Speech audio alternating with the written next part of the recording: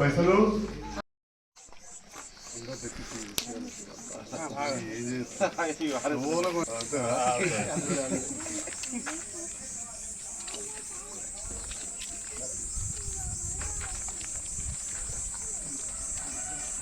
పాత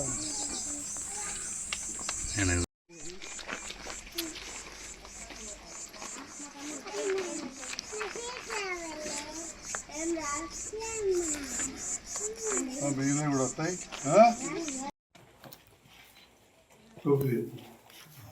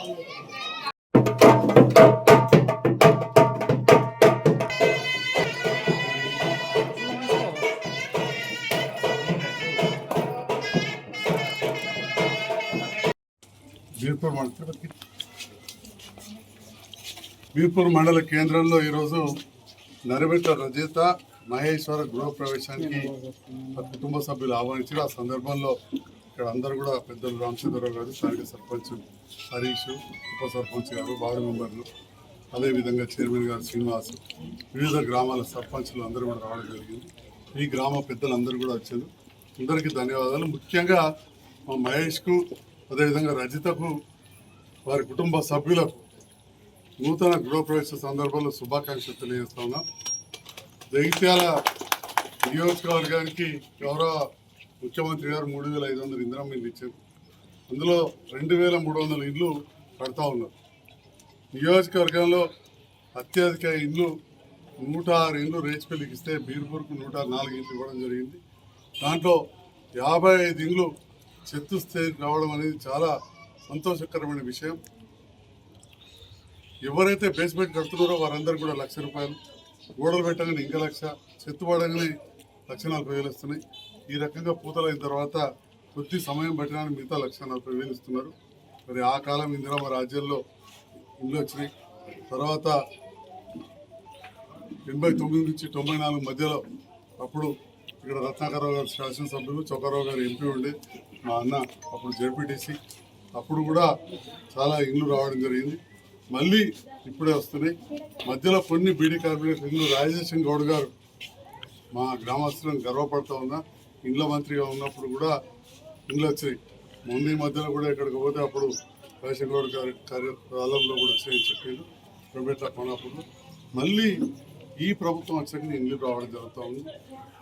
ఈ కొద్ది రోజుల్లోనే ఇంకా 2,000 ఇండ్లు కూడా ఇవ్వబోతున్నారు. అంటే ఇప్పుడు పాత 1,200, 2,000, దాదాపు 3,200 ఇండ్లు. ప్రతి గ్రామానికి 30-40 ఇండ్లు, ఇట్లాంటి పెద్ద గ్రామాలకు ఇంకా 50 ఇండ్లు ఇస్తామని చెప్పి ఈ సందర్భంగా సంతోషంగా తెలియజేస్తున్నాం.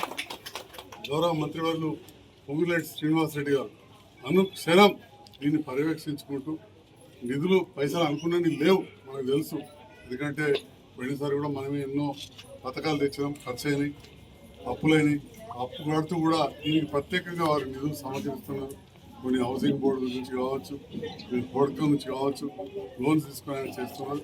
మంచి కార్యక్రమం చేస్తున్న సందర్భంలో నాకు కూడా భాగస్వామ్యం అవడం అనేది అదృష్టంగా భావిస్తున్నా.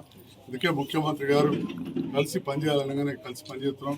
నాతో పాటు నా వెన్నంటి ఉంటూ ఇక్కడ ఉన్న ఎంతోమంది నాయకులు గతంలో ఒకవైపు ఉన్న ఇప్పుడు అందరూ కూడా నాతో ఉన్నందుకు నాకు సహకరిస్తున్న మా జిల్లా అధ్యక్షులు నందయ్య గారికి హృదయపూర్వక ధన్యవాదాలు.